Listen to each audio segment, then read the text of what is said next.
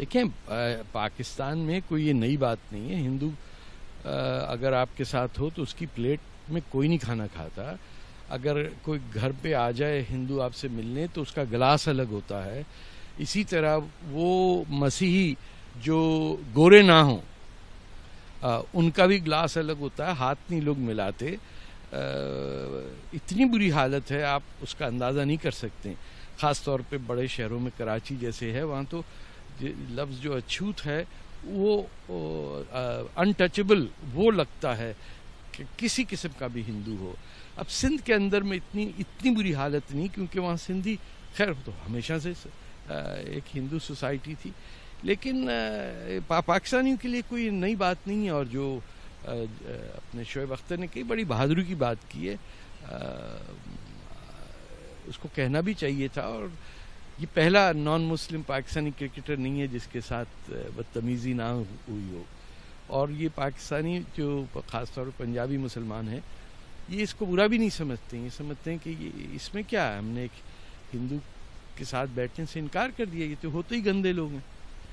तो भारत में जो सिटीजनशिप अमेंडमेंट बिल को लेकर जो हल्ला मचा हुआ है, ऐसी स्थिति बननी चाहिए? क्या हल्ला, मुझे समझ नहीं आता किस चीज़ का हल्ला है। बहुत से लोग इस बात का भ्रम फैलाने की कोशिश कर रहे हैं कि इस देश में जो मुसलमान हैं उनके लिए ये कानून खतरनाक है। तमाम पॉलिटिकल पार्टियां इस तरह की बात कह रही हैं। नहीं, वो तो अपने सियासी एंगल से कर रही हैं। उनको खुद भी पता है कि सीए के अंदर तो कोई हिंदुस्तानी सिटीजन पे वो ही नहीं है। जो इस टाइप के हिंदू, आपने ये शोएब अख्तर की ज़बान से सुन लिया, जो ट्रीटमेंट है तो वो तो हिंदुस्तान आके पनाह लेंगे ना, और के वहाँ से मुसलमान आएंगे यहाँ पनाह लेने। जो आते हैं वो भी पाकिस्तान के सताए हुए लोग होते हैं। जैसे पाकिस्तान में सिर्फ रिलीजियस डिस्क्रिमिनेशन नहीं है, रेशल डिस्क्रिमिनेशन भी है। यानी बलोचों का या सिंधियों का या पश्तूनों का सेकंड क्लास स्टेटस है। पहले बंगाल होता था तो वहाँ तो 30 लाख मुसलमानों को ही मारा ना पाकिस्तानियों ने। तो पाकिस्तान एक बहुत कॉम्प्लिकेटेड सी जगह है जो ज़्यादा अरसे तक रहेगी नहीं। केंद्र भारत सरकार ने जो डिसीजंस लिए हैं सिटीजनशिप अमेंडमेंट बिल को लेकर कि जो वहाँ पे प्रोसिक्यूटेड हिंदूज हैं, देखिए एक छोटी सी बात नहीं किसी को समझ में आ रही है, तो वो लोग हैं जो 2015 से पहले यहाँ आए। ये थोड़ी कोई दरवाज़ा खोल दिया कि जिसको आना, वो तो हमेशा से रास्ता खुला था। पाकिस्तान का पहला लॉ मिनिस्टर भाग के हिंदुस्तान में आ गया। पाकिस्तान का बताइए law and parliamentary affairs minister cabinet में बैठे हुए भाग के हिंदुस्तान आ गया। ये क्या हुआ हमारे साथ? क्योंकि वो दलित थे बंगाल से, तो उनके साथ लोग बैठना नहीं चाहते थे, कैबिनेट के अंदर नहीं बैठना चाहते थे, तो अब बाकियों को तो छोड़िए। तो ये 2015 से पहले जो हिंदुस्तान पाकिस्तान, बांग्लादेश और अफगानिस्तान से जो लोग, ज़्यादातर सिख और हिंदू हैं, लेकिन इसमें मसीही काफ़ी हैं। और मैं आपको बताऊं, सबसे बड़ा मसला ये कि कोई 5 से 10 हज़ार पाकिस्तानी क्रिश्चियन इस वक्त थाईलैंड में बैठा हुआ है, जेलों के अंदर, छोटे छोटे कमरों में 5-5, 6-6 आदमी, जिनकी कोई सुनाई नहीं है। वो मुझे वहाँ से ईमेल और टेक्स्ट मैसेज भेजते हैं कि तारिक भाई आपका कोई जानने वाला है, तो हमें किसी तरह हिंदुस्तान में, वो भी मोस्टली पंजाब के हैं, वहीं के पैदा हुए हुए उधर के ही लोग हैं, लेकिन क्योंकि ऐसा लगता है क्योंकि वो हिंदुओं से कन्वर्ट हुए में, तो उनके साथ बड़ी बदतमीजी और बड़ी ज्यादती हो रही है। अब उनकी बच्चियां उठा के चीन भेजी जा रही हैं प्रोस्टिट्यूशन के लिए। तो पाकिस्तान में बुरा हाल है। और हिंदू और सिख तो आप समझ लें, और ये जो पंजाब के मसीही हैं, इनका तो कोई पूछने वाला नहीं है। अहम सवाल है, क्योंकि जिस तरह से पिछले 15-20 दिनों में इस देश में तमाम प्रदर्शन हुए, प्रोटेस्ट हुए, और कई पॉलिटिकल पार्टी और कई पॉलिटिकल नेताओं ने एक बात करने की कोशिश की कि इस देश में मुसलमानों के साथ ज्यादती हो रही है, मुसलमानों के साथ गलत। तो क्या आपको लगता है कि भारत में ऐसी कोई स्थिति देखते हैं आप? देखिए, सबसे पहली बात, अगर इनको इतना फिक्र है सेक्युलरिज्म का, तो जामे मिल्ली इस्लामिया क्यों है दिल्ली में? उसके ऊपर अल्लाह अकबर क्यों लगाया हुआ आपने?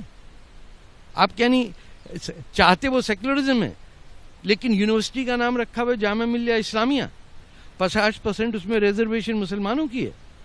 ये यानी हर चीज इन्हीं के लिए होनी चाहिए क्या? तो जो राइटिंग शुरू हुई, प्रोटेस्ट शुरू हुआ, वो तो जामिया मिल्ली इस्लामिया और अलीगढ़ मुस्लिम यूनिवर्सिटी से शुरू हुई। उससे फिर सारे जो आपके लेफ्ट के लोग हैं, अर्बन नक्सलाइट हैं, वो सारे मिल गए।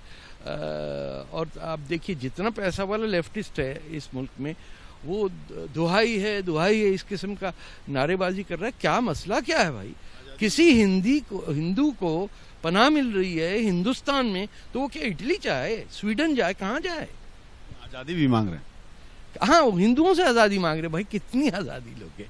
जामिया को बंद करो, आज़ादी मिल जाएगी। आज़ाद होने का मतलब है कि आपके जहन पे किसी और आइडियोलॉजी का कब्जा ना हो, वो होती है आज़ादी। आज़ादी की थोड़ी मतलब है कि आपकी रिजर्वेशन ज़्यादा बढ़ गई। आप खुद तो अपनी यूनिवर्सिटी में किसी हिंदू, यानी वो जो रिजर्व सीट्स हैं उसमें देते नहीं हैं। जो लेफ्ट के लोग हैं और जो ऐसे लोग हैं जो लगातार इस पर प्रोटेस्ट कर रहे हैं, वो कह रहे हैं कि संघ की विचारधारा इस देश पे थोपी जा रही है। भाई होगी थोड़ी बहुत, संघ की हुकूमत है, संघ की विचार तो होगी ना। ये तो नहीं हो सकता कि जीते बीजेपी और यानी मैनिफेस्टो वो सीपीएम का, यानी ये डेमोक्रेसी में और क्या होता है? लेबर पार्टी जीतेगी अगर इंग्लैंड में, तो लेबर पार्टी का मैनिफेस्टो करेगी। कंजर्वेटिव पार्टी जीती है, उसका मैनिफेस्टो है। ये कह के बीजेपी जीते ना कि ये हम करेंगे, ट्रिपल तलाक हटाएंगे, हलाला खत्म करेंगे, या 370 खत्म करेंगे, या बाबरी मस्जिद का करेंगे। ये तो कह के आए, लोगों ने वोट दिए, मेजॉरिटी गवर्नमेंट है। आपको चेंज करना, आप अगले इलेक्शन में चेंज करके ये लॉ खत्म कर दीजिएगा। इतनी मुश्किल किस बात की? मुझे यह बताइए, ये कोई पाकिस्तानी डिक्टेटर ने लॉ तो नहीं पास किया, पार्लियामेंट का। आपकी पार्लियामेंट में सीटें आ जाएंगी जब 300-400, आप चेंज कर दीजिएगा। कांग्रेस ने तो कॉन्स्टिट्यूशन बदल दिया वो 200 रुपये महीने के चक्कर में, शाहबानो केस में। तो ये फिर आ जाएंगे, फिर कर लीजिए। ये मुझे ये समझ में नहीं आई, शायद हिंदुस्तान के लोगों ने डिक्टेटरशिप देखी नहीं है, तो इनको पता हो कि होता क्या है डिक्टेटरशिप में। चीन में उन्होंने ऑर्डर दे दिया कि कुरान रीराइट करेंगे वो। अब यहाँ के मुसलमानों को चीन की एम्बेसी के सामने झगड़ा नहीं करना चाहिए। आपने किसी एक का नाम सुना कि कुरान तब्दील कर रहा है चीन? उन्होंने कहा ना, तुम पैसे देते हो हमें, अल्हम्दुलिल्लाह, पाकिस्तान जिंदाबाद। ये मतलब कोई समझ की बात है कि यहाँ आप दंगा कर रहे हैं उन लोगों से कि साहब हिंदू क्यों आ रहे हैं हिंदुस्तान में? वहां वो चीन कुरान को तब्दील कर रहा है। बोले ना वो ठीक है साहब, चीन में करने दें उसको।